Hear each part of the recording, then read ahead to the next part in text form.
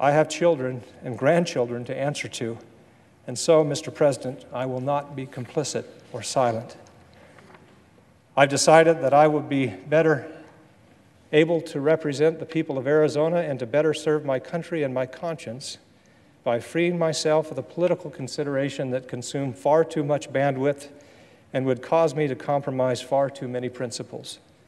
To that end, I am announcing today that my service in the Senate will conclude at the end of my term in early January 2019. It is clear at this moment that a traditional conservative who believes in limited government and free markets, who is devoted to free trade, who is pro-immigration, has a narrower and narrower path to nomination in the Republican Party, the party that has so long defined itself by its belief in those things. It is also clear to me for the moment that we have given in or given up on the core principles in favor of a more viscerally satisfying anger and resentment. To be clear, the anger and resentment that the people feel at the royal mess that we've created are justified. But anger and resentment are not a governing philosophy. There is an undeniable potency to a populist appeal by mischaracterizing or misunderstanding our problems and giving in to the impulse to scapegoat and belittle. The impulse to scapegoat and belittle threatens to turn us into a fearful, backward-looking people. In the case of the Republican Party, those things also threaten to turn us into a fearful, backward-looking minority party. We were not made great as a country by indulging in or even exalting our worst impulses, turning against ourselves, glorifying in the things that divide us, and calling fake things true and true things fake. And we did not become the beacon of freedom in the darkest corners of the world by flouting our institutions and failing to understand just how hard-won and vulnerable they are. This spell will eventually break.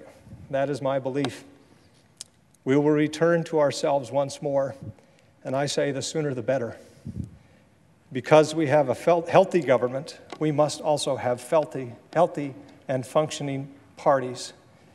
We must respect each other again in an atmosphere of shared facts and shared values, comity and good faith. We must argue our positions fervently and never be afraid to compromise.